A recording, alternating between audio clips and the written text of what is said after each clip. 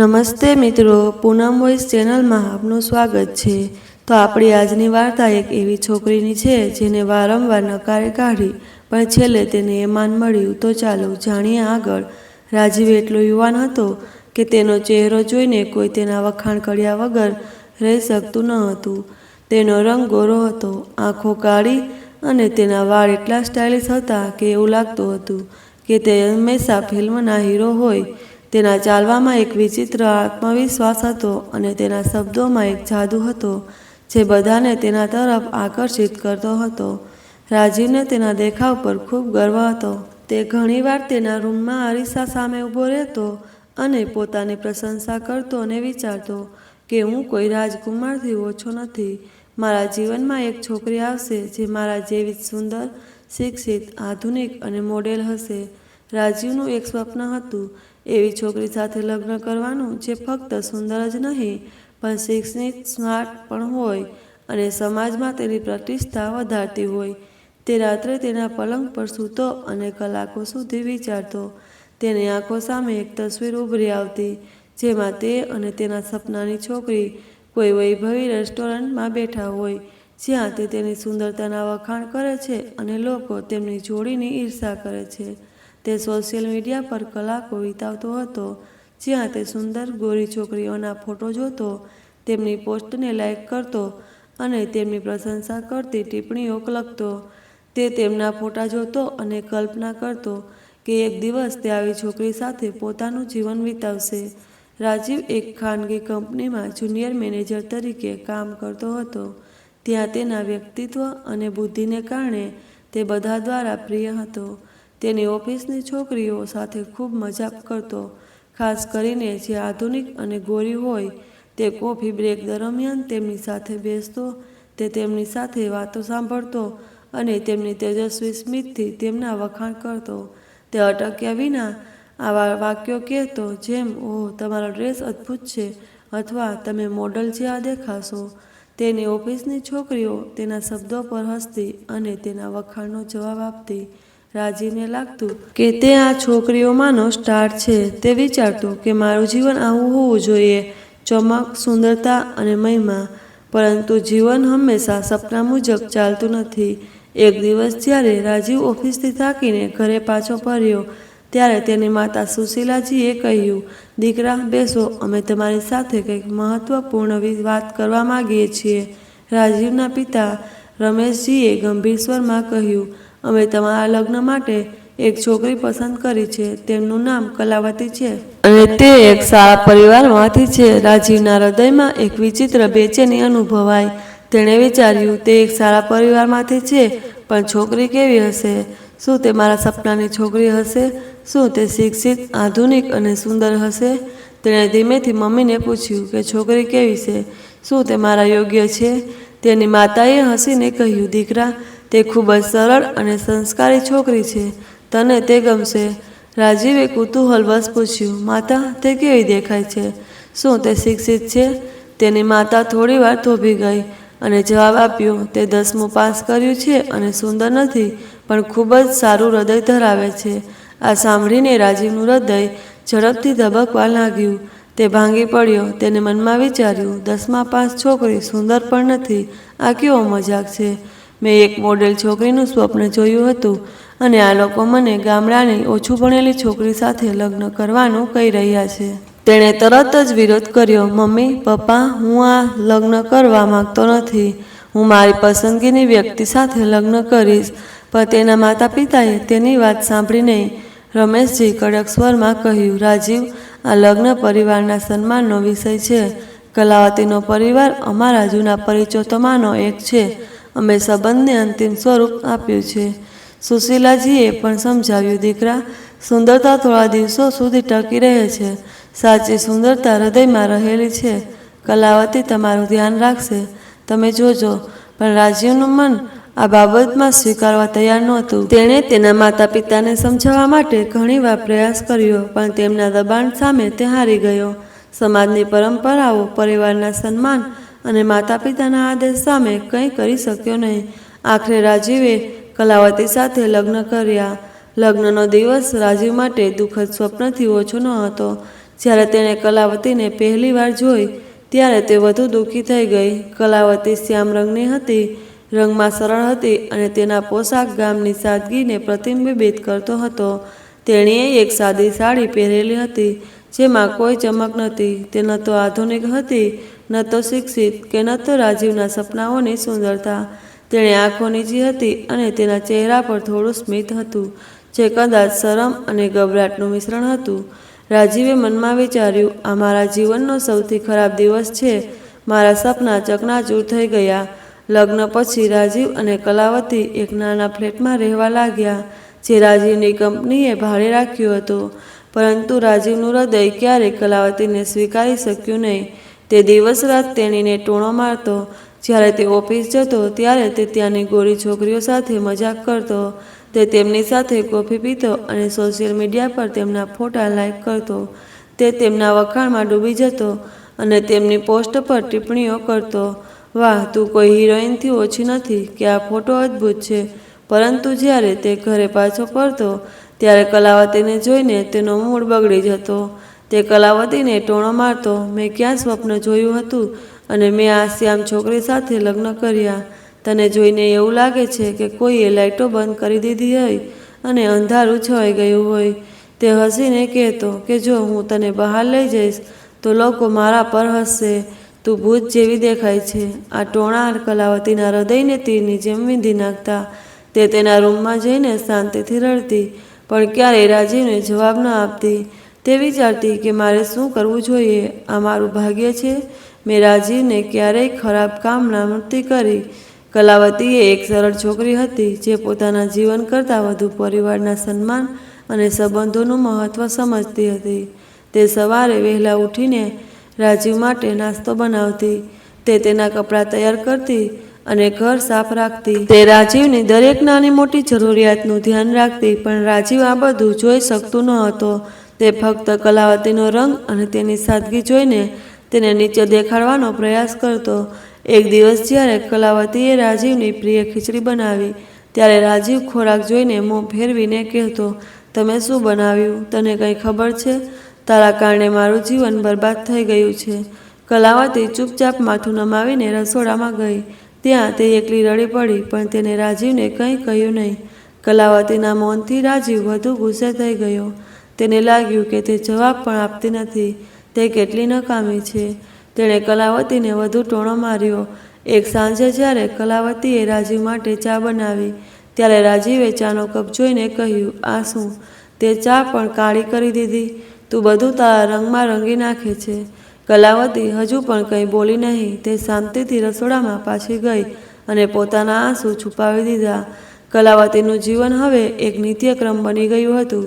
તે સવારે ઉઠતી, ઘરકામ કરતી, રાજીવ માટે ભોજન બનાવતી અને પછી શાંતિથી પોતાના દુઃખમાં ડૂબી જતી. તે વિચારતી, શું મારો રંગ મારો વાંક છે? શું હું એટલી ખરાબ છું કે રાજીવ મને ક્યારેય સ્વીકારશે નહીં? પણ તે પોતાનું દુઃખ કોઈને કહી શકતી નહોતી. તેના માતા પિતાના ઘરે પણ તે પોતાની સમસ્યાઓ શેર કરતી નહોતી, કારણ કે તેને ડર હતો કે તેનાથી તેના પરિવારની પ્રતિષ્ઠા ખરાબ થશે. તે ફક્ત ચૂપ રહેતી અને પોતાના કામ પર ધ્યાન કેન્દ્રિત કરતી. રાજીવનું જીવન બે ભાગમાં વહેંચાયેલું હતું. એક તરફ તે ઓફિસમાં તેના આધુનિક અને ગોરા સાથીદારો સાથે મજાક કરતો અને બીજી તરફ તે ઘરે કલાવતીને ટોણા મારતો. તેને કલાવતીના મૌનમાં આરામ મળતો, કારણ કે તેને લાગતું હતું કે તેનો તેના પર મોટો હાથ છે. તે વિચારતો કે મારી સામે કંઈ પણ બોલી શકતી નથી. પરંતુ રાજીવ ક્યારેય કલાવતીના મૌન પાછળનું દુઃખ સમજી શક્યો નહીં. તે જાણતો ન હતો કે દરેક ટોણા, દરેક મજાક કલાવતીના હૃદયને વધુ ઊંડે સુધી દુભાવે છે. એક દિવસ જ્યારે રાજીવ મોડી રાત્રે ઓફિસથી પાછો ફર્યો ત્યારે તેણે જોયું કે કલાવતીએ તેના માટે ખોરાક ગરમ રાખ્યો હતો. પરંતુ તે દિવસે રાજીવનો મૂડ ખુદ ખરાબ હતો. ખોરાક જોઈને તેણે કહ્યું, શું તું આટલું જ રાંધી શકે છે? અને તે પણ બરાબર નથી. મારા મિત્રોની પત્નીઓ ખૂબ જ સ્માર્ટ છે અને તું ફક્ત એક સરળ ગામડાની સ્ત્રી છે. કલાવતીએ હજુ પણ કાંઈ કહ્યું નહીં. તેણીએ કહ્યું. તે શાંતિથી રૂમમાં ગઈ અને તેના ઓશિકામાં ચહેરો છુપાવીને રડવા લાગી. દિવસો આ રીતે પસાર થતા ગયા. રાજીવનું કલાવતી પ્રત્યેનું વર્તન વધુને વધુ કઠોર બનતું ગયું. તે દરેક નાની મોટી વાત પર તેણીને ટોણા મારતો, ક્યારેક તેના ખોરાક પર, તેના કપડાં પર, ક્યારેક તેના રંગ પર.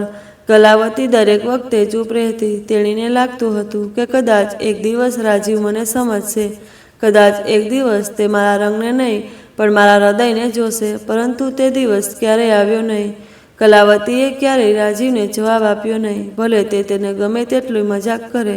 કલાવતી ચૂપ રહેતી. તેણીએ તેના દુઃખને તેના હૃદયમાં દબાવી રાખ્યું અને તેનું કામ કરતી રહી. રાજીવને તેના મૌનથી સાંત્વના મળી, કારણ કે તેને લાગતું હતું કે કલાવતી પર પ્રભુત્વ ધરાવે છે.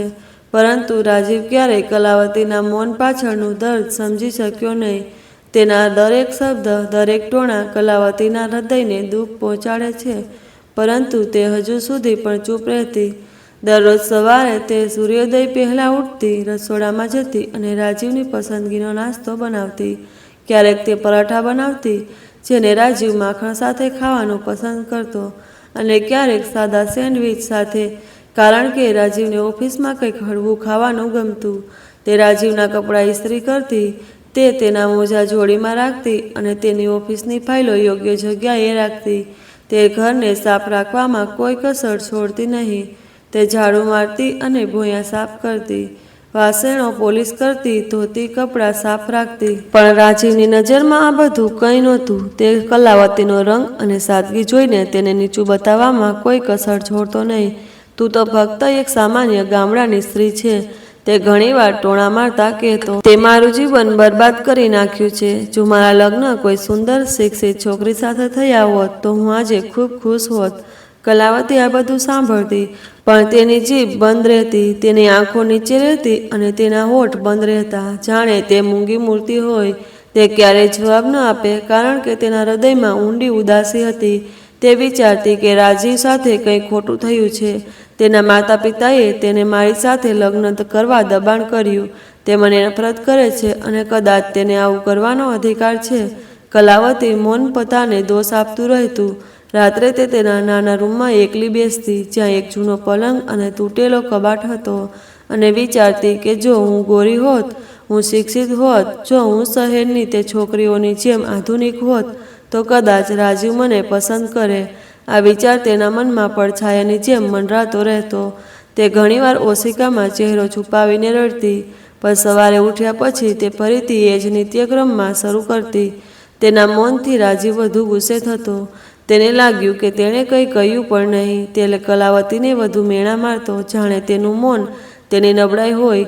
કલાવતીએ ઘણીવાર પોતાને બદલવાનો પ્રયાસ કર્યો. તે બજારમાંથી વિવિધ પ્રકારની ક્રીમ ખરીદતી હતી, જેની જાહેરાતોમાં તેણીને ગોરી બનાવવાનું વચન આપવામાં આવ્યું હતું. તે દરરોજ સવારે અને રાત્રે તેના ચહેરા અને શરીર પર ક્રીમ લગાવતી. તેણીને આશા હતી કે કદાચ તેનો રંગ બદલાઈ જશે. તેણીએ ટીવી પર જોયેલી જાહેરાતો પર વિશ્વાસ કર્યો, જ્યાં ગોરી ત્વચાને ખુશી અને સફળતાનું પ્રતીક કહેવામાં આવતું હતું. તેણીએ વિવિધ સાબુ અજમાવ્યા, મુલતાની માટી, હળદર અને રસાયણવાળા સાબુ પણ, જેનાથી તેની ત્વચા વધુ સૂકી થઈ ગઈ. એક પાડોશની કાકીએ તેને સૂચન કર્યું, બેટા, લીંબુ અને હળદરની પેસ્ટ લગાવો, તારો રંગ ગોરો થઈ જશે. કલાવતીએ આ પ્રયાસ પણ કર્યો. તેણીએ દરરોજ રાત્રે તેના ચહેરા પર લીંબુ અને હળદરની પેસ્ટ લગાવી અને સવાર સુધી કોઈ ચમત્કાર થવાની રાહ જોતી. પરંતુ સવારે જ્યારે તે અરીસા સામે ઊભી રહેતી, ત્યારે તેનો એ જ ચહેરો હતો, એ જ કાળો રંગ, એ જ સામાન્ય ચહેરો. તે પોતાને કહેતી, મેં બધું અજમાવી જોયું છે, પણ કંઈ બદલાયું નથી. તેણી નિરાશ થઈ ગઈ અને તેણીએ હજુ પણ પ્રયાસ કર્યો. તેણે વિચાર્યું કે કદાચ મારે મારા કપડાં બદલવા જોઈએ. જો હું આધુનિક કપડાં પહેરીશ તો રાજીવ મને પસંદ કરશે. તેણીની થોડી બચતથી તેણે એક સલવાર કમીઝ ખરીદી જે શહેરની છોકરીઓ જેવી હતી. પરંતુ જ્યારે તેણીએ તે પહેર્યું અને રાજીવને બતાવ્યું, ત્યારે રાજીવ હસ્યો અને કહ્યું, તમે શું પહેર્યું છે તે તમારા પર બિલકુલ સારું નથી લાગતું. તું હંમેશા ગામડાની જ રહીશ. કલાવતીનું દિલ તૂટી ગયું. તેણે તે સલવાર કમીઝ કબાટમાં મૂકી દીધા અને ફરી ક્યારેય પહેરે નહીં. તેણે મનમાં વિચાર્યું કે રાજીવ ફક્ત મારી ત્વચાને જ નફરત કરે છે. તે મારી અંદરની વ્યક્તિને જોતો નથી. જો તેણે મારું હૃદય મારો હાથમાં જોયો હોત તો કદાચ તે મને પ્રેમ કરતો હોત. કલાવતીના આ વિચારે તેને આખી રાત સૂવા ન દીધી. તેણે વિચાર્યું કે હું ક્યારેય રાજીવનું ખરાબ ઈચ્છતી નથી, હું ફક્ત તેની ખુશી ઈચ્છું છું. પણ રાજીવની નજરમાં તે ફક્ત એક બોજ હતી.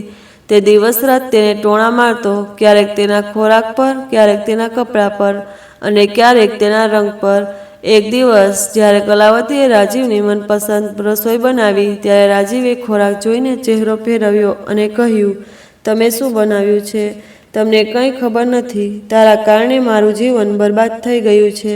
કલાવતી ચૂપચાપ માથું નમાવીને રસોડામાં ગઈ. ત્યાં તે એકલી રડી પડી, પણ તેને રાજીવને કંઈ કહ્યું નહીં. એક દિવસ રાજીવને તેની ઓફિસમાં કોઈ સારા સમાચાર મળ્યા. તેને જુનિયર મેનેજરથી મેનેજર બનાવવામાં આવ્યો. રાજીવ ખૂબ જ ખુશ હતો. તે ઓફિસમાં સ્ટાર બની ગયો હતો. તેના સાથીદારોએ તેની પ્રશંસા કરી અને તેની આધુનિક શૈલીની પ્રશંસા કરી. ગોરી મહિલા સાથીઓએ તેને અભિનંદન આપ્યા. અરે રાજીવ, તું અદ્ભુત છે. મેનેજર બનવું એ કોઈ નાની વાત નથી. પ્રિયા નામની છોકરીએ હસતા હસતા કહ્યું. પ્રિયા ઓફિસની સૌથી સુંદર છોકરીમાંની એક હતી અને રાજીવ હંમેશા તેની પ્રશંસા કરતો હતો. રાજીવે તેના તેજસ્વી સ્મિત સાથે જવાબ આપ્યો, હા પ્રિયા, હવે જવાબદારી વધુ વધી ગઈ છે, પણ હું તૈયાર છું. તેના શબ્દોમાં ગર્વ હતો, જાણે તે દુનિયાનો સૌથી સફળ વ્યક્તિ હોય.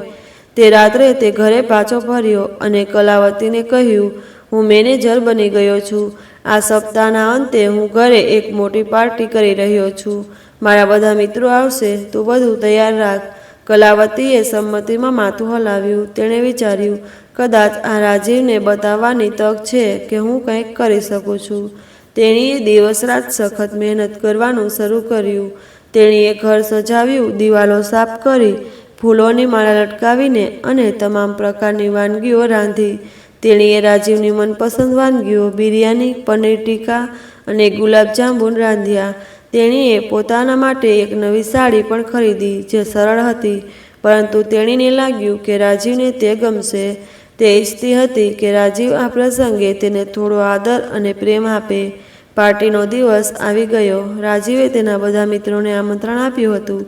તેના ઓફિસના સાથીઓ જેમ કે પ્રિયા અને તેની મિત્ર રિયા, તેના જૂના કોલેજના મિત્રો વિક્રમ અને રાહુલ અને કેટલાક સંબંધીઓ પણ આવ્યા હતા. ઘર જીવંત હતું.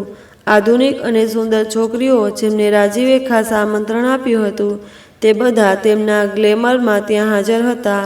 તેમના બ્રાન્ડેડ કપડાં હતા, તેમના ચહેરા પર ચમક હતી, મેકઅપ ચમકતો હતો અને તેમના શબ્દોમાં આત્મવિશ્વાસ હતો. બધા રાજીવની પ્રગતિના વખાણ કરી રહ્યા હતા. રાજીવ, તમે ખૂબ સારું કામ કર્યું છે. મેનેજર બનવું એ કોઈ નાની સિદ્ધિ નથી, વિક્રમે કહ્યું. રાજીવ તેની પ્રશંસામાં ડૂબી ગયો હતો. તે તેની મહિલા સાથીઓ સાથે મજાક કરી રહ્યો હતો, તેમની પ્રશંસા કરી રહ્યો હતો અને તેમની વાતચીતમાં મગ્ન હતો. કલાવતી મહેમાનોની સેવા કરવામાં કોઈ કસર છોડી રહી ન હતી. તે શાંતિથી બધાને ભોજન પીરસતી હતી, ચા અને કોફી લાવી રહી હતી અને મહેમાનોની સંભાળ રાખી રહી હતી. તેની સાડી સરળ હતી અને તેનો ચહેરો ઉદાસ હતો. તે મહેમાનો સાથે વધુ વાત કરતી ન હતી, કારણ કે તેને ડર હતો કે કોઈ તેની મજાક ઉડાવશે. પરંતુ રાજીવે એકવાર પણ તેની પ્રશંસા કરી ન હતી. તે ફક્ત પોતાની દુનિયામાં ખોવાઈ ગયો હતો. જ્યારે કેટલાક મહેમાનોએ રાજીવને કહ્યું, અરે, મને તમારી પત્ની સાથે પરિચય કરાવો. પછી રાજીવે કલાવતીને બોલાવી. કલાવતી શરમાઈને આવી. તેણીએ તેની સાડી ગોઠવી અને મહેમાનો સામે ઔપચારિકતા વાત કરી, પરંતુ રાજીવના ચહેરા પર બેચેની હતી. તે કલાવતીને વધુ સમય સુધી રહેવા દેવા માંગતો ન હતો. તેઓ રાત્રે 10 વાગ્યા સુધી મહેમાનોની સામે રહ્યા. જ્યારે કલાવતી ભોજન પીરસવા રસોડામાં ગઈ, ત્યારે રાજીવના મિત્રોએ તેને ઘેરી લીધો. વિક્રમે હસતા હસતા કહ્યું, અરે રાજીવ, તું ખૂબ જ સુંદર છે. અને આ શું, તે આ કાળી છોકરી સાથે લગ્ન કર્યા? શહેરમાં આટલી બધી સારી છોકરીઓ હતી, શું ખૂટતું હતું? રાહુલ પર ટોણા મારતા કહ્યું, હા મિત્ર, તું મોડેલ જેવી છોકરીની ઈચ્છા રાખતો હતો. આ શું છે? રાજીવે ગુસ્સામાં કહ્યું, મારે શું કરવું જોઈએ દોસ્ત? મારા માતા અને પિતાએ મારા લગ્ન તેની સાથે કરાવી દીધા. હું આ બિલકુલ ઈચ્છતો ન હતો. તેના મિત્રોએ તેને વધુ ઉશ્કેર્યો. નજીકમાં ઊભેલી પ્રિયાએ હસતા હસતા કહ્યું, રાજીવ, તું ફસાઈ ગયો છે. આવી પત્ની સાથે તું કેવી રીતે રહી શકે છે? આ વાતોએ રાજીવને આગ લગાવી દીધી. તે કલાવતી પર પહેલાથી જ ગુસ્સે હતો અને હવે તેના મિત્રોની વાત સાંભળીને તેનો ગુસ્સો વધી ગયો. તેણે કલાવતીને ફરીથી બોલાવી અને બધાની સામે સ્ટેજ પર ઊભી રાખી. તેણે મોટેથી કહ્યું, જુઓ, આ મારી પત્ની છે. મારા માતા પિતાએ આ કાળી છોકરી સાથે લગ્ન કરીને મારું જીવન બરબાદ કરી દીધું. તેણે કલાવતી તરફ ઈશારો કરતા કહ્યું, જુઓ, એવું લાગે છે કે તેના પર અંધારું છવાઈ ગયું. હું તેને કેવી રીતે બહાર કાઢી શકું? લોકો મારા પર હસશે. તેણે વધુ હસતા કહ્યું, તે કંઈ પણ બોલતી નથી. તે ફક્ત મૂર્ખ હોય તેમ ચૂપ રહે છે. કલાવતી સ્ટેજ પર ઊભી હતી અને રાજીવનો દરેક શબ્દ તેનું હૃદય ફાડી રહ્યો હતો. ત્યાં હાજર લોકો ચૂપ થઈ ગયા. કેટલાક લોકો એકબીજા સામે અસ્વસ્થતાથી જોવા લાગ્યા. કલાવતીની આંખોમાં આંસુ આવી ગયા. તે ઊભી રહીને રડવા લાગી, પણ તે કંઈ બોલી નહીં. તેની આંખોમાંથી આંસુ સરી રહ્યા હતા અને તેનો ચહેરો લાલ થઈ ગયો હતો. રાજીવને કોઈ પરવા નહોતી. તેણે હસતા તેના મિત્રો તરફ ફરીને કહ્યું, જુઓ, મેં તમને કહ્યું હતું ને, તે કંઈ બોલતી પણ નથી. રાજીવના માતા પિતા સુશીલાજી અને રમેશજી જે ત્યાં હાજર હતા પણ ચૂપ રહ્યા. સુશીલાજીની આંખો ભીની હતી પણ તે કંઈ બોલી નહીં. રમેશજી માથું નમાવ્યું કારણ કે તે મહેમાનો સામે કંઈ કહેવા માગતા ન હતા. કલાવતીનું હૃદય તૂટી ગયું. તે સ્ટેજ પર ઊભી રહીને વિચારી રહી હતી, બસ થઈ ગયું. હું હવે આ અપમાન સહન કરી શકતી નથી. હું તેનું જીવન કાયમ માટે છોડી દઈશ. તેણીએ મનમાં નક્કી કર્યું કે હવે હું આ ઘરમાં નહીં રહું. પાર્ટી પૂરી થયા પછી અને મહેમાનો ગયા પછી કલાવતી શાંતિથી તેના રૂમમાં ગઈ. તેણીએ તેની સાડી ઉતારી, સાદું સલવાર કમીઝ પહેર્યું અને કોઈને કહ્યા વિના ઘરની બહાર નીકળી ગઈ. તેણીએ કોઈ પત્ર છોડ્યો નહીં. તેણીએ કોઈ અવાજ કર્યો નહીં. તે ફક્ત શાંતિથી નીકળી ગઈ, જાણે તે ક્યારેય આ ઘરનો ભાગ જ ન હોય. તે રાત્રે ન તો રાજીવ ન તેના સસરા જાણતા હતા કે ન તો બીજા કોઈને કલાવતી ક્યાં ગઈ તે કોઈને ખબર નહોતી. જ્યારે રાજીવ સવારે ઉઠ્યો ત્યારે તેણે કલાવતીને ઘરમાં જોઈ નહીં. તેણે વિચાર્યું કે કદાચ તે ક્યાંક બહાર ગઈ હશે. તેણે વધારે ધ્યાન આપ્યું નહીં અને તેની ઓફિસમાં ગયો. પરંતુ જ્યારે દિવસ પસાર થવા લાગ્યો અને કલાવતીનો કોઈ પત્તો લાગ્યો નહીં, ત્યારે તેની માતાએ ચિંતા વ્યક્ત કરી. આ છોકરી ક્યાં ગઈ? તેણે કંઈ કહ્યું પણ નહીં. રમેશજીએ કહ્યું કે તે કદાચ તેના માતાના ઘરે ગઈ હશે, પણ જ્યારે તેણે કલાવતીના માતાના ઘરે ફોન કર્યો ત્યારે ત્યાં પણ કોઈ સમાચાર નહોતા. કલાવતી ખરેખર ગાયબ થઈ ગઈ હતી. રાજીવને આ વાતની કોઈ અસર થઈ નહીં. તે મનમાં ખુશ હતો. તેણે તેના મિત્રોને કહ્યું, સારું થયું તે મારા જીવનમાંથી ગઈ છે. હવે હું મારું જીવન મારી ઈચ્છા મુજબ જીવી શકું છું. તે તેની પ્રગતિની ઉજવણીમાં વ્યસ્ત થઈ ગયો. તેના મિત્રો સાથે ફરવા લાગ્યો. તે તેની ઓફિસની સુંદર છોકરીઓ સાથે મજાક કરતો હતો અને કલાવતીને સંપૂર્ણપણે ભૂલી ગયો હતો. પરંતુ કલાવતીના વિદાય ફક્ત શરૂઆત હતી. તે ક્યાં ગઈ આ એક રહસ્ય બની ગયું હતું. કલાવતીના ગયા પછી રાજીવના જીવનમાં કોઈ ખાસ ફેરફાર ન થયો હતો. કલાવતીની ગેરહાજરીનો તેના પર એક પ્રકારનો પણ પ્રભાવ પડ્યો નહીં. તેનાથી વિપરીત તે ખુશ હતો, જાણે તેના ખભા પરથી બોજ ઉતરી ગયો હોય. કલાવતીને ગયાને 1 વર્ષ થઈ ગયું હતું અને આ 1 વર્ષમાં રાજીવને એક ક્ષણ માટે પણ તેની યાદ નહોતી કરી. તેનું મન હવે તેના નવા જીવનમાં સંપૂર્ણપણે ડૂબી ગયું હતું. કલાવતીના ગયાના થોડા મહિના પછી રાજીવે તેની ઓફિસની એક સુંદર અને આધુનિક છોકરી પ્રિયા સાથે લગ્ન કર્યા. પ્રિયા એ જ છોકરી હતી જેની રાજીવે હંમેશા પ્રશંસા કરી. તે ગોરા રંગની હતી. તેનો ચહેરો મોડેલ જેવો હતો અને તેની વાણીમાં આધુનિક શૈલી હતી. રાજીવને લાગ્યું કે તેનું જીવન એ જ છે જેનું તે હંમેશા સ્વપ્ન જોતો હતો. પ્રિયા સાથે રાજીવનું જીવન રંગીન હતું. તે દરરોજ સાંજે તેના મિત્રો સાથે બહાર જતો. તે પ્રિયા સાથે રેસ્ટોરન્ટમાં રાત્રિ ભોજન કરતો અને તેમના ફોટા સોશિયલ મીડિયા પર પોસ્ટ કરતો. તે પ્રિયાના વખાણમાં ભીંજાઈ જતો અને પ્રિયા પણ તેના સુંદર વ્યક્તિત્વથી પાગલ હતી. બંને મજા અને મસ્તીમાં ખોવાઈ જતા અને રાજીવને લાગતું કે તેનું જીવન હવે સંપૂર્ણ છે. તે તેના મિત્રો સાથે બેસીને હસતો અને કહેતો કે હવે મારી પાસે મારા જીવનમાં બધું જ છે, સુંદર પત્ની, સારી નોકરી અને અદ્ભુત જીવન. પણ તેને ખબર નહોતી કે ખુશીનો આ સમય લાંબો સમય ચાલવાનો નથી. તેના વિનાશનો દિવસ ધીમે ધીમે નજીક આવી રહ્યો હતો. સૌપ્રથમ રાજીવને એક એવો આઘાત લાગ્યો કે તેના પગ નીચેથી જમીન ખેંચાઈ ગઈ. તેના માતા પિતા સુશીલાજી અને રમેશજી અચાનક એક રોડ અકસ્માતમાં અવસાન થયું. આ સમાચાર રાજીવ માટે વીજળીના કડાકાથી ઓછા નહોતા. તે ભાંગી પડ્યો. તેના માતા પિતા એવા લોકો હતા જેમણે દરેક પગલે તેના જીવનની સંભાળ રાખી હતી, ભલે તેણે ક્યારેય તેમની વાતને ગંભીરતાથી ન લીધી. તેમના મૃત્યુના સમાચારે રાજીવને અંદરથી હચમચાવી નાખ્યો. તે તેમના અંતિમ સંસ્કારમાં હાજરી આપતો, પણ તેનું મન શૂન્ય થઈ ગયું હતું. તે આખી રાત જાગતો રહેતો અને વિચારતો, મમ્મી, પપ્પા, તમે મને છોડી ગયા. હવે હું એકલો છું. પ્રિયાએ તેને સાંત્વના આપવાનો પ્રયાસ કર્યો, પણ તે પણ જલ્દીથી પોતાના જીવનમાં વ્યસ્ત થઈ ગઈ. તે રાજીવને કહેતી, રડવાથી શું થશે, જીવન ચાલે છે. પણ રાજીવનું મન પહેલાં જેવું નહોતું. તે તેના માતા પિતાની યાદોમાં ખોવાયેલો રહેતો. તેને યાદ રહેતું કે તેની માતાએ કલાવતીને કેવી રીતે પસંદ કરી હતી અને તેણે તેમના પ્રસ્તાવને નકારી કાઢીને કલાવતીને કેવી રીતે ટોણો માર્યો હતો. અને તે આ યાદોને દૂર કરીને વિચારતો, જે તે ગયું તે ગયું. હવે મારું જીવન પ્રિયા સાથે છે. તેના માતા પિતાના મૃત્યુને 1 મહિનો પણ થયો ન હતો ત્યારે રાજીવને બીજો મોટો આઘાત લાગ્યો. તેની કંપનીમાં મોટા પાયે છટણી થઈ અને રાજીવની નોકરી ગઈ. મેનેજરનું જે પદ તેમને ખૂબ ગર્વ હતો તે હવે તેમની પાસેથી છીનવી લેવામાં આવ્યું. કંપનીએ તેને એક નાનો પત્ર આપ્યો જેમાં લખ્યું હતું કે તમારી સેવાઓ હવે અમારી જરૂરિયાતો માટે યોગ્ય નથી. આ સમાચાર રાજીવ માટે તોફાનથી ઓછા નહોતા. તે વિચારતો હતો, શું થયું? હું મેનેજર હતો, હું બધાના વખાણને પાત્ર હતો. હવે હું બેરોજગાર કેવી રીતે થઈ ગયો? તેણે તરત જ નવી નોકરી શોધવાનું શરૂ કર્યું. તે દિવસ રાત ઇન્ટરવ્યૂ માટે જતો રહેતો. તે પોતાના બાયોડેટા અપડેટ કરતો રહેતો અને જૂના સાથીદારો પાસેથી મદદ માંગતો રહેતો, પરંતુ ક્યાંયથી કોઈ જવાબ મળતો ન હતો. કેટલીક કંપનીઓએ તેને ઇન્ટરવ્યૂ માટે બોલાવ્યો, પણ દર વખતે તેને રિજેક્શન લેટર મળ્યો. તમારી પાસે અનુભવ છે, પણ અમારી જરૂરિયાતો અલગ છે. તેને આ વારંવાર જવાબ સાંભળવો પડતો. રાજીવનો આત્મવિશ્વાસ ધીમે ધીમે તૂટવા લાગ્યો. તે વિચારતો હતો કે હું જે એક સમયે ઓફિસનો ટાર હતો, આજે કોઈ મને નોકરી આપવા તૈયાર નથી. આ 3-4 મહિનામાં રાજીવનું જીવન વધુ બગડ્યું. પ્રિયા, જે પહેલાં તેના વખાણમાં ડૂબેલી રહેતી, હવે તેનાથી કંટાળી ગઈ.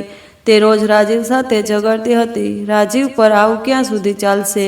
તું નોકરી શોધી કાઢ, હું ક્યાં સુધી તારો બોજ સહન કરીશ? તે બૂમ પાડતી. પ્રિયા પાસે પોતાની નોકરી હતી અને તે પોતાના જીવનમાં વ્યસ્ત હતી. તેને રાજીવ બેરોજગાર રહે તે બિલકુલ ગમતું ન હતું. તે કહેતી કે તું પહેલાં જેવો જ રાજીવ છે, હવે તું ફક્ત એક હારેલો છો. એક દિવસ જ્યારે રાજીવ ફરી એક અસફળ ઇન્ટરવ્યૂમાંથી પાછો ફર્યો ત્યારે પ્રિયાએ તેને કહ્યું કે બસ થઈ ગયું, હું હવે તારી સાથે રહી શકતી નથી. તેણીએ પોતાનો સામાન પેક કર્યો અને રાજીવને છોડી દીધો. રાજીવે તેને રોકવાનો પ્રયાસ કર્યો, પણ પ્રિયાએ તેની વાત સાંભળી નહીં. તું હવે એ રાજીવ નથી રહ્યો જેને હું પ્રેમ કરતી હતી, તેણીએ કહ્યું અને દરવાજો બંધ કરી દીધો અને ચાલી ગઈ. રાજીવ હવે સંપૂર્ણપણે એકલો હતો. તેના માતા પિતા ચાલ્યા ગયા. તેને નોકરી ગુમાવી દીધી અને હવે તેની બીજી પત્ની પણ તેને છોડીને ચાલી ગઈ. તે તેના નાના ફ્લેટમાં એકલો રહેતો હતો અને તેનું જીવન હવે અંધારામાં ડૂબી રહ્યું હતું. તે દિવસ રાત વિચારતો, મારી સાથે આ બધું કેમ થઈ રહ્યું છે? મેં શું કર્યું? એક દિવસ જ્યારે રાજીવ પોતાનો જૂનો સામાન સાફ કરી રહ્યો હતો ત્યારે તેને એક જૂનું આલ્બમ મળ્યું. તેણે તે ખોલ્યું અને તેમાં કલાવતીનો લગ્નનો ફોટો જોયો. કલાવતીએ તે ફોટામાં એક સાદી સાડી પહેરેલી હતી. તેનો ચહેરો નીચો હતો અને તેની આંખોમાં થોડું સ્મિત હતું. રાજીવ તે તરફ જોતો રહ્યો. ઘણા સમય સુધી ફોટો તેનું હૃદય અચાનક ભારે થઈ ગયું. તેણે ફોટો હાથમાં લીધો અને પોતાની જાત સાથે વાત કરવા લાગ્યો. કલાવતી, કદાચ તારા જવાથી જ મારું જીવન આવું થઈ ગયું છે. કદાચ મને તારાથી શ્રાપ મળ્યો છે. કદાચ ભગવાને મને આવી સજા આપી છે કારણ કે મેં તને ખૂબ પરેશાન કરી હતી. તેની આંખો ભીની થઈ ગઈ. તેને યાદ આવ્યું કે તે કલાવતીને કેવી રીતે ટોણા મારતો હતો, પાર્ટીમાં બધાની સામે તેનું અપમાન કેવી રીતે કરતો હતો અને કલાવતી કેવી રીતે ચૂપચાપ ચાલી ગઈ. તે વિચારવા લાગ્યો, મેં તને ક્યારેય માણસ માન્યો નથી. મેં ફક્ત તારો રંગ જોયો, તારું હૃદય નહીં. તેનું હૃદય પસ્તાવાથી ભરાઈ ગયું. તેણે વિચાર્યું, જો મેં તને થોડું માન, થોડો પ્રેમ આપ્યો હોત તો કદાચ મારું જીવન આવું ન હોત. ધીમે ધીમે રાજીવનું જીવન વધુ બગડતું ગયું. તેનું ઘર, જે એક સમયે સારી રીતે શણગારેલું હતું, હવે વેચાઈ જવાની અણી પર હતું. તેણે પોતાની બચત ખર્ચ કરી દીધી હતી અને હવે તેની પાસે ભાડું ચૂકવવા માટે પણ પૈસા નહોતા. તેનો ફ્લેટ વેચાઈ ગયો અને તેને ભાડાના નાના રૂમમાં શિફ્ટ થવું પડ્યું. તેનો ચહેરો, જે સમયે એક સુંદર અને ચમકતો હતો, એ હવે સુકાઈ ગયો હતો. તેની આંખો નીચે કાળા વર્તુળો હતા અને તેનો રંગ ધીમે ધીમે કાળો થઈ રહ્યો હતો. તે હવે એ રાજીવ રહ્યો નથી જે એક સમયે પોતાની સુંદરતા પર બડાઈ મારતો હતો. તે એક સામાન્ય વ્યક્તિ બની ગયો જેને કોઈ ઓળખતું પણ નહોતું. તે પોતાના નાના રૂમમાં એકલો બેઠો રહેતો અને જૂની યાદોમાં ખોવાયેલો રહેતો. તે કલાવતીનું મૌન, તેનું અપમાન અને તેના ગયાને યાદ કરતો. તે વિચારતો, મેં તેને ખૂબ દુઃખ આપ્યું અને આજે હું પોતે દુઃખમાં ડૂબી ગયો છું. તેનું હૃદય હવે સંપૂર્ણપણે તૂટી ગયું હતું. હવે તે રાજીવથી માઇલો દૂર હતો, જે એક સમયે પોતાની સુંદરતા અને આત્મવિશ્વાસ પર બડાઈ મારતો હતો. પરંતુ આ બધું થયું છતાં રાજીવના મનમાં જીવનનો એક નાનો તણખો હજુ પણ બાકી હતો. તે પોતાના જીવનમાં આગળ વધવા માંગતો હતો, કારણ કે તેને લાગતું હતું કે કદાચ હજુ પણ કંઈક બાકી છે. કદાચ તે પોતાનું જીવન ફરીથી બનાવી શકે છે. દર વખતે જ્યારે તે પોતાના નાના ભાડાના રૂમમાં એકલો રહેતો, ત્યારે તેનું ધ્યાન કલાવતીનો ફોટોગ્રાફ ધરાવતા જૂના આલ્બમ તરફ જતું. તે ફોટોગ્રાફ હવે ફક્ત ફોટોગ્રાફ ન રહ્યો. તે એક પાઠ હતો, તે એક અરીસો હતો જે તેને તેની ભૂલોનો અહેસાસ કરાવતો હતો. કલાવતીના લગ્નની સાડીમાંનો તે સાદો ફોટોગ્રાફ તેની આંખો નીચી હતી અને તેના ચહેરા પર હળવું સ્મિત હતું. રાજીવને વારંવાર તેની ભૂલો યાદ આવતી હતી. તેણે વિચાર્યું, મેં કલાવતીને ક્યારેય માન્યું ન હતું. મેં ફક્ત તેનો રંગ જોયો, તેનું હૃદય નહીં. મેં તેને ખૂબ ત્રાસ આપ્યો હતો, તેનું ખૂબ અપમાન કર્યું. આ પસ્તાવો હવે તેના હૃદયમાં ઊંડે સુધી જડાઈ ગયો હતો. કલાવતીના ફોટાએ રાજીવને એક નવી દ્રષ્ટિકોણ આપ્યો. તેણે નક્કી કર્યું કે તે હવે ભેદભાવ નહીં કરે. તે દરેક માનવીને તેના હૃદયથી, તેના આત્માથી જોશે, તેના રંગ કે દેખાવથી નહીં. તે સાચો માનવ બનવા માંગતો હતો. તેના મનમાં એક જ ઈચ્છા હતી, કાશ કલાવતી એકવાર તેના જીવનમાં પાછી આવે અને તેને માફ કરે. તેણે વિચાર્યું, કાશ હું કલાવતીને કહી શકું, મેં તને ફરી ક્યારેય જોઈ નથી. હું માફી માંગી શકું. જો તે મને માફ કરે તો કદાચ મારા જીવનને એક નવો મોકો મળશે. આ ઈચ્છા હવે તેના માટે એક હેતુ બની ગઈ હતી. દરરોજ રાત્રે તે ફોટો જોતો અને પોતાને કહેતો, કલાવતી, હું માફી માંગવા માગું છું. હું હવે પહેલાં જેવો રાજીવ રહ્યો નથી. એક દિવસ રાજીવને ખબર પડી કે શહેરના પ્રખ્યાત રેસ્ટોરન્ટ સ્વાદ ભવનમાં મેનેજરની જગ્યા ખાલી છે. આ સાંભળીને તેના મનમાં એક નવી આશા જાગી. તેણે વિચાર્યું કે આ મારી તક છે. જો મને આ નોકરી મળે છે તો હું મારું જીવન ફરી શરૂ કરી શકું છું. તેણે પોતાના જૂના પણ સ્વચ્છ કપડાં પહેર્યા અને પોતાના બાયોડેટાની એક નકલ લઈને રેસ્ટોરન્ટ તરફ ચાલ્યો ગયો. તે ઘણા દિવસોથી ભૂખ્યો હતો, કારણ કે તેની પાસે હવે ખૂબ ઓછા પૈસા બચ્યા હતા. તેનું શરીર થાકેલું હતું અને તેનો ચહેરો ઉદાસ અને સુકાઈ ગયો હતો. તેના ખિસ્સામાં ફક્ત થોડા સિક્કા હતા, જે કદાચ એક કપ ચા માટે પણ પૂરતા ન હતા. છતાં તેના મગજમાં એક આશા હતી કે કદાચ આ નોકરી તેને નવું જીવન આપશે. રેસ્ટોરન્ટની બહાર પહોંચીને તેણે ઊંડો શ્વાસ લીધો. સ્વાદ ભવનની ચમક જોઈને તેને પોતાનું જૂનું જીવન યાદ આવ્યું, જ્યારે તે તેના મિત્રો સાથે અને પ્રિયા સાથે આવી જગ્યાએ હસતો હતો. તે સમયે તે આ રેસ્ટોરન્ટમાં એક મહાન મહેમાન તરીકે આવતો હતો, પરંતુ આજે તે નોકરી શોધતો એક સામાન્ય વ્યક્તિ હતો. તેણે પોતાના કપડાં સરખા કર્યા, આંગળીઓથી વાળ કાસ્યા અને રેસ્ટોરન્ટની અંદર પગ મૂક્યો. રેસ્ટોરન્ટનું વાતાવરણ ખૂબ જ સુંદર હતું. દિવાલો પર સુંદર ચિત્રો હતા, ટેબલ સ્વચ્છ હતા અને ટેબલ ક્લોથથી ઢંકાયેલા હતા અને નરમ સંગીત વાગી રહ્યું હતું. મહેમાનોના હાસ્ય અને વાતચીતના અવાજોથી રેસ્ટોરન્ટ જીવંત બની રહ્યું હતું. રાજીવ એક ખૂણાના ટેબલ તરફ નજર કરી રહ્યો હતો, જ્યાં તે વધુ ધ્યાન ન ખેંચાય તે માટે શાંતિથી બેસવા માંગતો હતો. પણ તે પહેલાં તેણે નજીકમાં ઊભેલા એક વેટરને જોયો. રાજીવની હાલત જોઈને વેટરે તેના પર દયા આવી. રાજીવે ધીમા અવાજે કહ્યું, ભાઈ, મને એક ગ્લાસ પાણી આપો. હું ખૂબ થાકી ગયો છું અને ભૂખ્યો પણ છું. વેટરે તેની હાલત જોઈને દયાથી કહ્યું, સાહેબ, કૃપા કરીને અંદર જાઓ અને બેસો. હું તમારા માટે પાણી લાવીશ. રાજીવે વેટરનો આભાર માન્યો અને ધીમે ધીમે અંદર ગયો. તેણે ખૂણાના ટેબલ પર બેસવાનું નક્કી કર્યું. તેણે ફરી એકવાર પોતાનો રિઝ્યુમ જોવાનું શરૂ કર્યું, ખાતરી કરવા માટે કે બધું બરાબર છે. પણ તેનું મન બેચેન હતું. તે વિચારી રહ્યો હતો, શું મને આ નોકરી મળશે? શું હું ખરેખર મારું જીવન ફરી શરૂ કરી શકીશ? રાજીવ ટેબલ પર બેઠો અને પોતાનો રિઝ્યુમ ગોઠવવા લાગ્યો કે તરત જ તેની નજર રેસ્ટોરન્ટના એક ખૂણા પર પડી. ત્યાં એક મહિલા ઊભી હતી જે સૂટ અને બૂટ પહેરેલી હતી. તે રેસ્ટોરન્ટના સ્ટાફને કેટલીક સૂચનાઓ આપી રહી હતી અને તેનો સ્વર એટલો આત્મવિશ્વાસપૂર્ણ હતો કે બધા તેને ધ્યાનથી સાંભળી રહ્યા હતા. રાજીવે તેને નજીકથી જોયું અને અચાનક તેનું હૃદય જોરથી ધબકવા લાગ્યું. તે સ્ત્રી બીજું કોઈ નહીં પણ કલાવતી હતી. પણ આ તે કલાવતી નહોતી જેને તે જાણતો હતો. આ કલાવતી હવે પહેલા જેવી સાદી ગામડાની છોકરી રહી નથી. તે એક આત્મવિશ્વાસુ વ્યાવસાયિક સ્ત્રી હતી જે સ્ટાઇલિશ કાળા સૂટમાં હતી. તેનો ચહેરો હવે પહેલાં કરતાં વધુ ચમકતો હતો અને તેની આંખોમાં એક નવો પ્રકાશ હતો. તે ખૂબ જ સુંદર અને મનોહર દેખાતી હતી, જાણે તે આ રેસ્ટોરન્ટની માલિક હોય. રાજીવની આંખો પહોળી થઈ ગઈ. તે કલ્પના પણ કરી શકતો ન હતો કે આ એ જ કલાવતી છે જેને તે કાળી કહીને ટોણા મારતો હતો. તેણે પોતાની તરફ જોયું. તેના કપડાં જૂના અને ફાટેલા હતા. તેનો ચહેરો નિસ્તેજ હતો અને તે હવે એક સરળ તૂટેલો માણસ હતો. તેને પોતાના પર શરમ આવવા લાગી. તે વિચારવા લાગ્યો, મેં તેને ખૂબ જ નીચે ઉતારી દીધી અને આજે તે ક્યાં છે અને હું ક્યાં છું? તે આ રેસ્ટોરન્ટમાં આટલા આત્મવિશ્વાસ સાથે ઊભી છે અને હું નોકરી માગતો ભિખારી બની ગયો છું. તેણે હૃદય પસ્તાવાથી ભરાઈ ગયું.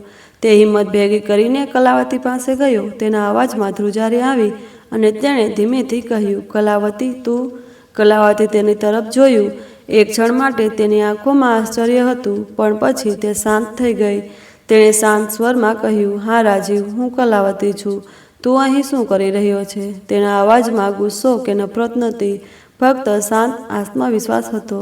રાજીવનું ગળું દુખતું હતું. તેણે હાથ જોડીને કહ્યું, મને માફ કરો. તે સમયે મારી વિચારસરણી ખૂબ ખોટી હતી. મેં તને ખૂબ ખોટી વાતો કહી, તારી મજાક ઉડાવી, તારું અપમાન કર્યું. મારા કારણે તું ઘર છોડીને ગઈ. તારા ગયા પછી મારું જીવન બરબાદ થઈ ગયું. મેં મારી નોકરી ગુમાવી. મારા માતા પિતા આ દુનિયા છોડી ગયા. મારું ઘર વેચાઈ ગયું. હું હવે દરવાજે ભટકું છું. કલાવતી, મેં તને ખૂબ તકલીફ આપી. કૃપા કરીને મને માફ કરો. મેં એક મોટી ભૂલ કરી છે. તેથી આંખોમાં આંસુ હતા અને તે વારંવાર હાથ જોડીને માફી માંગી રહ્યો હતો. તે ઘૂંટણીએ બેઠો હતો, જાણે કલાવતી સમક્ષ સંપૂર્ણપણે શરણાગતિ સ્વીકારી હોય. કલાવતીએ શાંતિથી તેની તરફ જોયું. તેની આંખોમાં ન તો ગુસ્સો હતો કે ન તો નફરત. તે શાંતિ હતી, જાણે તે આ ક્ષણ માટે પહેલેથી જ તૈયાર હતી. તેણે ધીમેથી કહ્યું, રાજીવ, તારો પ્રેમ ખૂબ નાનો હતો. તારી વિચારસરણી ખૂબ નાની હતી. તે મને ફક્ત મારી ત્વચાના રંગ સુધી જ જોતો હતો. તે ક્યારે મારા આત્મામાં જોયું નહીં. આજે પોતાને જુઓ. તમે ક્યાં ઊભા છો અને મને જુઓ. હું આજે એક સ્વતંત્ર સ્ત્રી છું. મેં મારું જીવન મારા દમ પર બનાવ્યું છે. રાજીવે ફરી માફી માંગી. તેણે કહ્યું, કલાવતી, મને ખબર છે કે મેં ઘણું ખોટું કર્યું છે, પણ હું બદલાઈ ગયો છું. હું હવે એ રાજીવ નથી રહ્યો જે તને ટોણા મારતો હતો. હું એક સાચો માણસ બનવા માંગુ છું. બસ મને માફ કરજો. તેના અવાજમાં પ્રામાણિકતા હતી અને તેનો ચહેરો પસ્તાવાથી ભરેલો હતો. તે કલાવતી તરફ વારંવાર જોઈ રહ્યો હતો, જાણે તેની છેલ્લી તક જોઈતી હોય. કલાવતીએ ઊંડો શ્વાસ લીધો અને કહ્યું, રાજીવ, મેં તને ઘણા સમય પહેલાં માફ કરી દીધો છે. હું તને નફરત નથી કરતી. મેં મારા જીવનમાં આગળ વધતા શીખી લીધું છે. તું પણ તારા જીવનમાં આગળ વધ. તેના શબ્દોમાં એક શાંતિ હતી, એક આત્મવિશ્વાસ હતો જે રાજીવને વધુ શરમજનક લાગતો હતો. તેણે કલાવતીને પૂછ્યું કે તું અહીં શું કરી રહી છે? તે ખૂબ બદલાઈ ગઈ છે. કલાવતીએ શાંત સ્વરે પોતાની વાર્તા કહી. તેણે કહ્યું કે જ્યારે તે રાજીવનું ઘર છોડીને ગઈ ત્યારે તેણે નક્કી કર્યું હતું કે તે પોતાને માન અને પોતાનું જીવન જાતે બનાવશે. તે તેના માતાના ઘરે ગઈ નહીં, કારણ કે તેને ડર હતો કે ત્યાં પણ તેને અપમાનનો સામનો કરવો પડશે. તેણે એક નાની નોકરી શરૂ કરી. એક રેસ્ટોરન્ટમાં વેઇટર તરીકે કામ કર્યું. ત્યાં તેણે દિવસ રાત મહેનત કરી અને પોતાનો અભ્યાસ પૂર્ણ કર્યો. તેણે પત્રવ્યવહાર અભ્યાસક્રમમાં પ્રવેશ મેળવ્યો અને હોટલ મેનેજમેન્ટમાં ડિગ્રી મેળવી. પોતાની મહેનત અને સમર્પણથી તે ધીમે ધીમે આ રેસ્ટોરન્ટ સ્વાદ ભવનની મેનેજર બની. તેણે કહ્યું, મેં શીખી લીધું કે સુંદરતા રંગમાં નથી પણ આત્મવિશ્વાસ અને મહેનતમાં છે. મેં મારું જીવન મારા દમ પર બનાવ્યું. આજે હું ફક્ત આત્મનિર્ભર જ નથી પણ બીજાઓ માટે પ્રેરણા પણ છું. તેમના એક શબ્દો હતા, અભિમાન ન હતું પણ એમાં ઘમંડ ન હતું. એમાં એની મહેનતનો ગર્વ હતો. એનો ચહેરો હવે પહેલાં કરતાં વધુ ચમકી રહ્યો હતો, કારણ કે એની સુંદરતા હવે એના આત્મવિશ્વાસમાં હતી, એના રંગમાં નહીં. રાજીવે કલાવતીના શબ્દો સાંભળ્યા અને એનું હૃદય ભારે થઈ ગયું. એને સમજાયું કે એણે કેટલો મોટો ખજાનો ગુમાવ્યો છે. એણે કહ્યું, કલાવતી, તે મને માફ કરી દીધો છે, પણ હું મારી જાતને ક્યારેય માફ કરી શકીશ નહીં. મેં તને ખૂબ દુઃખ આપ્યું અને આજે તું આટલા ઊંચા પદ પર છે. હું તો ફક્ત એક પરાજિત વ્યક્તિ છું. કલાવતીએ હસતા હસતા કહ્યું, રાજીવ, હવે પસ્તાવો કરવાથી કંઈ નહીં થાય. તારું જીવન ફરી શરૂ કર, સખત મહેનત કર અને સારો વ્યક્તિ બનો. એણે પાણીનો ગ્લાસ મંગાવ્યો અને રાજીવને આપ્યો અને કહ્યું, તું અહીં નોકરી માટે આવ્યો છે ને? હું તારો ઇન્ટરવ્યૂ લઈશ, પણ આ મારી દયા નથી, આ તારો મોકો છે. જો તું મહેનત કરશે તો હું તને કામ આપીશ. રાજીવની આંખો ચમકી ગઈ. તેને વિશ્વાસ નહોતો આવતો કે કલાવતી એને આટલી મોટી તક આપી રહી છે. એણે તરત જ કહ્યું, હું વચન આપું છું કે હું સખત મહેનત કરીશ. હું તને નિરાશ નહીં કરું. કલાવતીએ માથું હલાવીને કહ્યું, ઓકે રાજીવ, કાલે સવારે તારો ઇન્ટરવ્યૂ છે, તૈયાર રહેજે. બીજા દિવસે રાજીવે સંપૂર્ણ તૈયારી સાથે ઇન્ટરવ્યૂ આપ્યો. તેણે પોતાની બધી મહેનત અને પ્રામાણિકતા બતાવી. કલાવતીએ તેનો ઇન્ટરવ્યૂ લીધો અને તેની સખત મહેનતથી પ્રભાવિત થઈ. તેણે રાજીવને રેસ્ટોરન્ટમાં આસિસ્ટન્ટ મેનેજરનું કામ આપ્યું. રાજીવ માટે આ એક નવી શરૂઆત હતી. તેણે કલાવતી હેઠળ કામ કરવાનું શરૂ કર્યું અને દિવસ રાત સખત મહેનત કરવાનું શરૂ કર્યું. તે રેસ્ટોરન્ટના કામમાં સંપૂર્ણપણે ડૂબી ગયો. તે મહેમાનોની સંભાળ રાખતો, સ્ટાફને સૂચના આપતો અને દરેક નાની મોટી જવાબદારી પૂરી ઈમાનદારીથી નિભાવતો. પરંતુ જેમ જેમ સમય પસાર થવા લાગ્યો તેમ તેમ રાજીવને લાગવા લાગ્યું કે તેને કંઈ કરવાની જરૂર નથી. જૂની આદતો ફરી દેખાવા આવી. કલાવતીની ઉદારતા જોઈને તે ધીમે ધીમે પોતાની મરજી મુજબ કરવાનો પ્રયાસ કરવા લાગ્યો. તેને લાગ્યું કે કલાવતીએ મને માફ કરી દીધો છે, તેથી કદાચ તે ફરીથી મને પ્રેમ કરવા લાગશે. તે કલાવતીની આસપાસ વધુ સમય વિતાવવાનો પ્રયાસ કરતો. ક્યારેક તે કોઈ કારણ વગર તેની સાથે વાત કરવાનો પ્રયાસ કરતો અને ક્યારેક તેના વખાણ કરતો. તે કહેતો, કલાવતી, તે રેસ્ટોરન્ટનું ખૂબ સારી રીતે ધ્યાન રાખ્યું છે, તું ખરેખર અદ્ભુત છે. પણ કલાવતીએ તેની વાત હળવાશથી લીધી. તે શાંત રહી અને રાજીવને કહ્યું, તું તારું કામ કર, મેં તને નોકરી આપી છે. આનો અર્થ એ નથી કે હું તારી સાથે બીજો કોઈ સંબંધ ઈચ્છું. રાજીવના મનમાં એક આશા હતી. તેણે વિચાર્યું કે કદાચ એક દિવસ હું કલાવતીને મનાવી લઈશ. કદાચ તે મારા જીવનમાં પાછી આવશે. તે દિવસ રાત આ આશામાં જીવતો હતો. તેણે કલાવતી તરફ જોયું, તેની મહેનત અને આત્મવિશ્વાસ જોયો અને વિચાર્યું, મેં તેને પહેલાં કેમ ન જોઈ? જો મેં તેનું હૃદય ત્યારે જોયું હોત તો કદાચ મારું જીવન આવું ન હોત. પરંતુ કલાવતી હવે એક એવી સ્ત્રી હતી જેણે પોતાનું જીવન પોતાના દમ પર બનાવ્યું હતું. તેને ફક્ત રાજીવ પ્રત્યે સહાનુભૂતિ હતી, પ્રેમ નહીં.